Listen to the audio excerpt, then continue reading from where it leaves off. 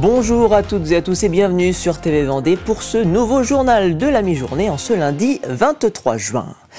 Et nous sommes désormais à 3 jours du coup d'envoi des championnats de France de cyclisme sur route. Nous vous en avons déjà parlé sur notre antenne. Ils auront lieu aux Herbiers pendant 4 jours jusqu'à dimanche. C'est la 5e fois que l'événement a lieu dans le département depuis le début du 21e siècle. C'est tout simplement un record sur les 25 dernières éditions. Je pense que c'est une terre de vélo, tout simplement. Il y a une ferveur importante quand on regarde la densité de clubs, d'organisations. Je crois qu'il y a environ 250 organisations par an en Vendée de courses cyclistes. Ça témoigne d'un tissu qui est particulièrement propice pour les organisations en matière de cyclisme. Et forcément, il y en a quelques-unes plus grandes, plus importantes, comme les championnats de France, qui ressortent régulièrement. Le championnat de France de cyclisme, il y a des gens qui sont des passionnés et qui en fait préparent leurs vacances en fonction des championnats de France de cyclisme et qui viennent souvent quelques jours avant, parfois c'est une semaine avant.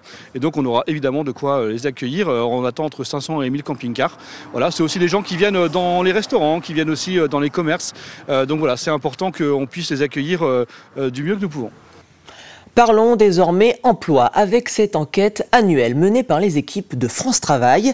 Une enquête qui concerne les besoins en manœuvre pour 2025. Les entreprises ont été notamment interrogées sur leurs intentions d'embauche durant les prochains mois. En Vendée, ces dernières sont en baisse depuis maintenant 3 ans. Une tendance qui semble une nouvelle fois se répéter. Les détails avec Mathéo Fromy. Cette année, comme les 2 précédentes, est marquée par une baisse des intentions d'embauche. 36 000, c'est 4 000 de moins que l'année dernière. Et parmi les facteurs qui expliquent cette baisse, certains sont bien spécifiques. On sait que pour les recrutements saisonniers, la météo sur le département va jouer beaucoup. Là, on a un très beau temps et on se dit que c'est très bon pour l'emploi saisonnier. Donc c'est un contexte géopolitique qui est sans doute incertain pour les entreprises et qui ne les invite pas à se projeter à long terme. Malgré cette baisse, le département de la Vendée conserve sa dynamique de recrutement, l'une des plus hautes de la région, avec une tendance très importante dans certains domaines. On a des secteurs qui se démarquent un peu, surtout sur les intentions d'embauche, je dirais pérennes. Tout ce qui va tourner autour de la santé et du service à la personne notamment. Et puis on a aussi, qui est aussi typiquement dû au territoire de la Vendée, des intentions d'embauche saisonnières.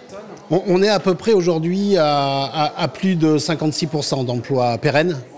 Donc voilà, le reste plutôt en emploi saisonnier. Dans cette enquête, le département a été divisé en 5 zones et parmi celles-ci, le Sud qui connaît une véritable difficulté dans les intentions de recrutement. On va recruter partout, mais là c'est vrai que le Sud du département, cette année, se détache avec une part des intentions anticipées comme difficiles très importante par les entreprises. Et ça, c'est quelque chose de nouveau.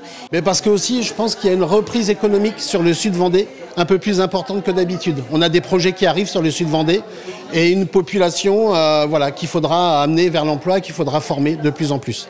L'objectif est maintenant de mener à bien ces intentions d'embauche, qu'elles se concrétisent et de pouvoir répondre aux besoins de recrutement de toutes les entreprises de la Vendée. Direction la Châtaigneraie, où le centre hospitalier des collines vendéennes vient tout juste d'inaugurer la rénovation de son plateau technique, d'une partie de son plateau technique, avec l'installation d'une balnéothérapie, un outil important dans le suivi médical des patients en rééducation qui pourront désormais en bénéficier. Le précédent équipement datait de la création du centre hospitalier dans les années 80. On est à 32 degrés. Pour justement favoriser une détente, une vasodilatation, etc. Ça permet aussi de pratiquer des mobilisations qui peuvent paraître un petit peu douloureuses à l'extérieur de l'eau, en termes d'amplitude articulaire, etc. Ça permet aussi d'avoir une prise en charge plus précoce pour des gens qui n'ont pas droit à l'appui encore en charge normale. Ce qui permet de les verticaliser dans l'eau, puisque dans l'eau, on ne fait pas son poids, on est quand même à 20% de notre poids, donc ce qui permet quand même d'avoir un appui. Et donc ça permet, pendant le laps de temps où la patiente n'a pas le droit de marcher à l'extérieur, de conserver quand même un schéma de marche.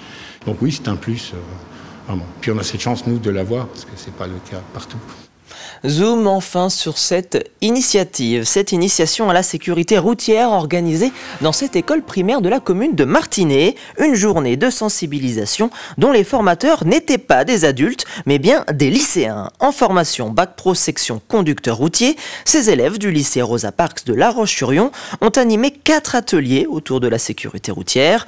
Quand les jeunes parlent aux jeunes, une opération à laquelle a assisté pour nous Louise Viadger. S'il n'y aurait pas de rétroviseur, on voit rien en fait devant là. Hein. Oui. Ok, c'est pour ça que c'est hyper dangereux. On est allé dans la cabine avant du camion et on a vu qu'il n'y avait pas beaucoup d'angles morts, d'angles que le conducteur il pouvait nous voir. Il y avait beaucoup d'angles morts. Lorsque les jeunes parlent aux jeunes, la leçon se retient plus vite.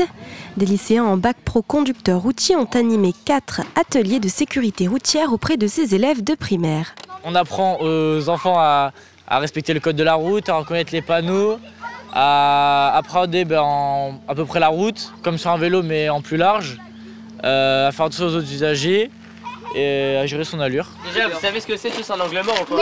Oui. Vas-y. C'est surtout, par exemple, parler correctement vis-à-vis des tout petits par oral, voilà, éviter certains mots qu'ils ont tendance à 15-16 ans à utiliser régulièrement, être clair dans leur discours et ça pour les futurs oraux qu'ils auront dans le bac, dans le domaine du bac. Une matinée banalisée en extérieur pour ces 22 élèves de CE1, CE2. L'occasion aussi de faire une chasse au trésor dans la voiture pour trouver et ranger les objets potentiellement dangereux. Un rappel des bases de sécurité routière toujours utile. Pour eux, les sensibiliser, eux aussi peut-être passer des messages à leurs parents, de faire attention. On avait fait aussi autour de l'école toute une sensibilisation pour la circulation des voitures autour de l'école en faisant des affiches. Il y a des affiches autour de l'école pour dire aux parents de bien se garer. Donc je trouve que c'est un beau projet pour continuer cette sensibilisation.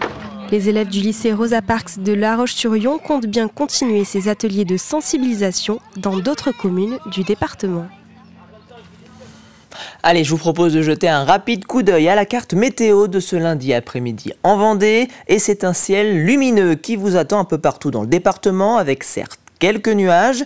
Du côté des températures, il fera 22 degrés au Sables-d'Olonne comme à Noirmoutier, 24 à La Roche-sur-Yon et jusqu'à 26 degrés à Fontenay-le-Comte. Et c'est la fin de ce journal. On se quitte avec ces images de la fête de la musique qui avait lieu ce samedi à La Roche-sur-Yon et où vous étiez nombreux à passer la fin de journée. Très bon après-midi sur TV Vendée.